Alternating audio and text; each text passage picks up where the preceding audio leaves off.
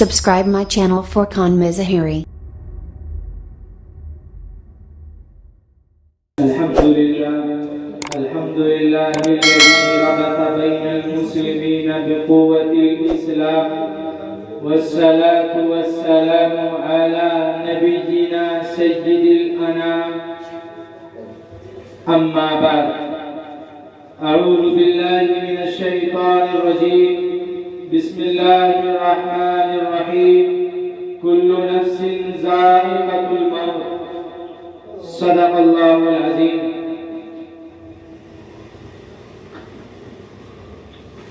کر لے جو کرنا ہے ایک دن موت ہے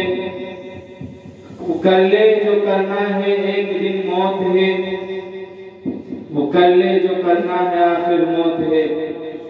جگہ جی لگانے کی دنیا نہیں ہے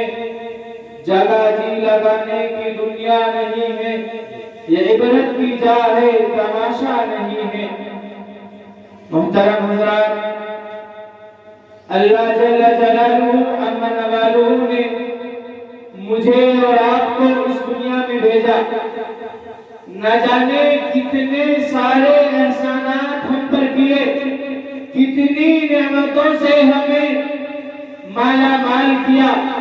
کیسے کیسے احسانات ہم پر کیے قرآن کریم میں اللہ کہتا ہے وَإِن تَعُدُّوا نِعْمَتَ اللَّهِ لَا تُحْصُوهَا اور لوگوں اگر تم اللہ کے احسانات شمار کرنے لگو نہیں کر سکتے کتنے احسانات ہیں اس کے کہ انسانوں کو کہا جا رہا ہے ساری دنیا کے انسان اکٹھے ہو کر اس کی نعمتوں کو شمار کرنا چاہیں تو نہیں کر سکتے اس کے کیسی کیسی نعمتیں کیسے کیسے احسانات ہم پر ہیں صبح سے شام ہو جائے شام سے صبح ہو جائے بچپنے سے جوانی آ جائے جوانے سے بڑھاپا آ جائے بڑھاپے سے قبر کے اندر اس کو اتار دیا جائے موت کے بعد اتار دیا جائے لیکن اللہ کی نعمتوں کو شمار نہیں کر سکتے خود قرآن کریم میں اللہ نے کہہ دیا وَإِن تَعُدُّوا نِعْمَتَ اللَّهِ لَا تُحْصُوهَا لیکن یاد رکھیے اتنی نعمتیں ہم کو بھی اتنے احسانات ہم پر کیے اتنی نوازشیں ہم پر کی یوں ہی نہیں کرتی أَفَحَسِبْتُمْ أَنَّمَا خَلَقْنَاكُمْ عَبَثًا وَأَنَّكُمْ إِلَيْنَا لَا تُرْجَعُونَ ہم نے تمہیں یوں ہی بیکار پیدا کر دیا تمہیں ہمارے پاس نہیں آنا ہے تمہیں آخرت میں نہیں آنا ہے تم ہمیشہ ہمیشہ دنیا کی زندگی میں رہو گے تمہیں ہمارے پاس لوٹ کر نہیں آنا ہے تمہیں حساب کتاب نہیں دینا ہے کیا ہم تمہیں سزا نہیں دیں گے کیا ہم فریق فی الجنہ فریق فی السعیر کے فیصلے نہیں کریں گے بالکل کریں گے اللہ نے ہمیں بار بار اپنے قرآن میں مقصد یاد دلایا ہے اور لوگوں یہ دنیا تمہارا ٹھکانہ نہیں ہے یہ دنیا تمہارے لیے سفر خانے کی حیثیت رکھتی ہے کن فی الدنیا کانک غریب او عابر سبیل ایک انسان ہندوستان کا رہنے والا کسی باہر ملک چلا جائے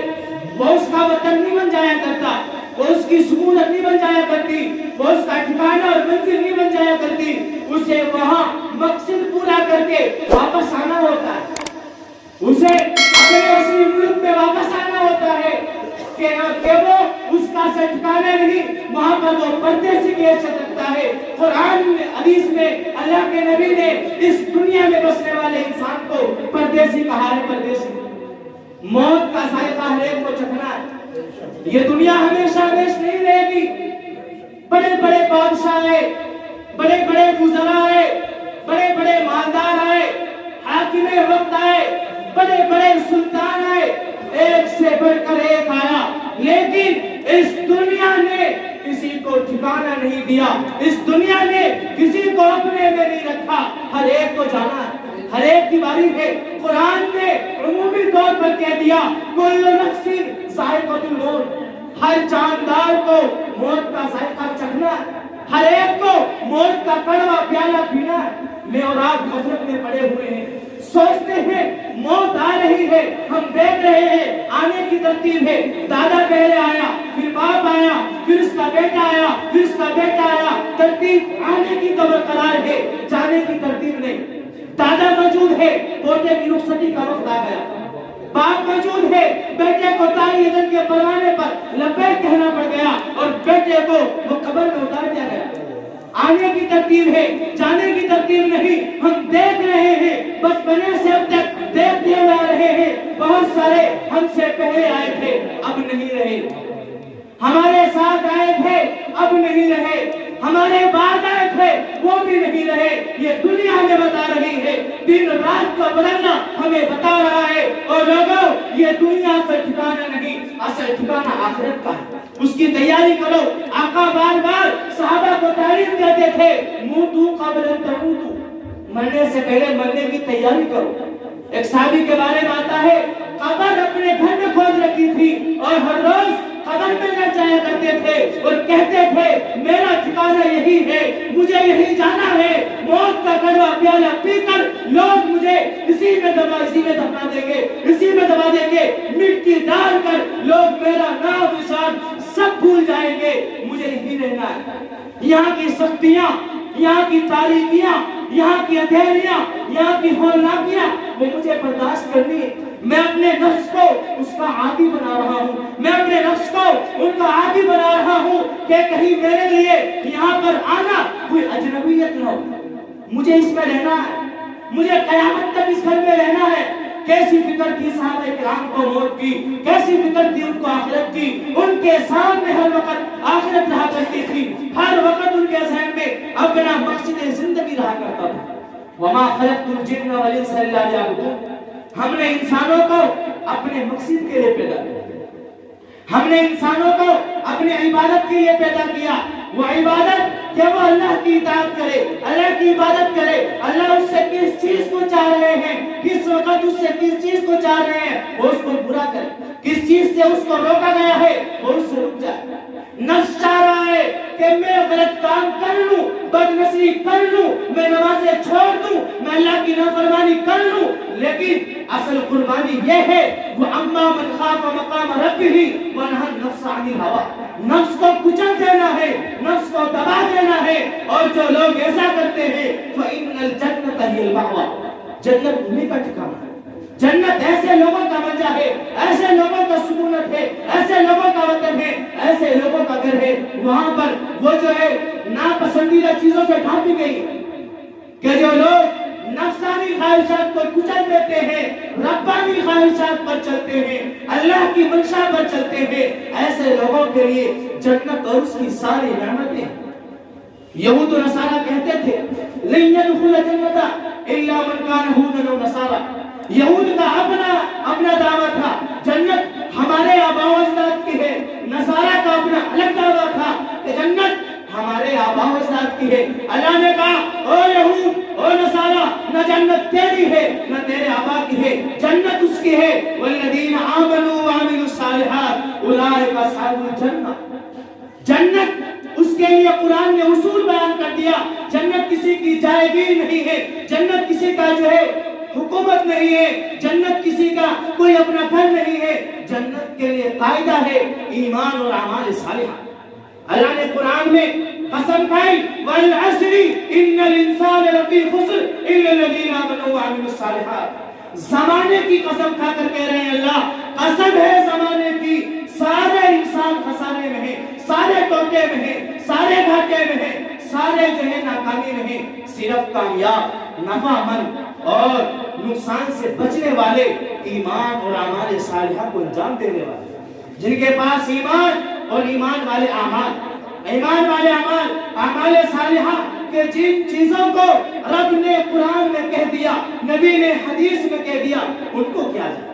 جن چیزوں سے روکا انسان اپنے آپ کو گناہ کبیرہ سے روکے۔ قرآن کریم میں اللہ نے کیسا زبردست معاملہ بیان کیا، ان تجتنبوا کبائر ما تنہون عنہ نکفر عنکم سیئاتکم، کہ اگر تم کبیرہ گناہوں سے بچو گے، بڑے بڑے گناہوں سے تم بچنے کی کوشش کرو گے تو پھر ہم تمہارے چھوٹے گناہ کو معاف کر دیں گے۔ یعنی تم بڑے گناہوں سے بچنے کی کوشش کرو، ہم چھوٹے گناہوں سے بچا دیں گے اور جو ہو گئے ہم کو معاف کر دیں گے۔ تو میرے بھائیوں، ہمیں ہر وقت آقا کا فرمان موتو قبل ان تموتو، کہ مرنے سے پہلے مرنے کی تیاری کرو۔ انسان ہم دیکھتے ہیں سفر پہ جاتا ہے، جانے سے پہلے ساری تیاریاں کرتا ہے، ٹکٹ بھی بنواتا ہے، اپنا جو ہے سفر کا جو توشہ ہے، سفر کا جو سامان ہے، پیسے ہیں، مال ہے، کھانے پینے کی چیزیں ہیں اور پہننے کے لیے لباس ہے، ہر ایک کو لے کر چلتا ہے۔ تو اتنا بڑا سفر ہے، اتنا بڑا سفر ہے کہ جس کا کوئی ٹھکانہ نہیں اور اس کے لیے توشہ ہمارے پاس ذرا سا بھی نہیں۔ شاہ بہلول نے کب جو ہے وہ بہلول وہ جانا نے کہا تھا ہارون رشید کو کہ میاں تم جو ہے تو بیمار ہو گئے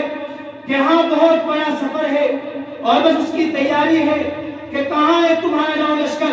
تم بادشاہ وقت ہو، جب کہیں تھوڑے سے دنوں کے لیے جاتے ہو تو تمہارے ساتھ بڑا نو لشکر، بڑی فوج اور ہٹو بچوں کا شور ہوتا ہے، تمہارے لیے وہاں کی کیا تیاریاں ہیں؟ تو اس نے کہا کہ وہاں کی تو کوئی تیاری نہیں ہے، بس ایسے ہی جا رہا ہوں کہ عجیب بیوقوف آدمی ہے، دنیا کا معمولی سا سفر ہو اس کے لیے بڑی تیاریاں ہوتی ہیں، ہفتوں مہینوں پہلے تیاریاں شروع ہو جاتی ہے اور اتنا بڑا سفر سامنے ہے، کوئی ٹھکانہ نہیں۔ ایک بزرگ جو ہے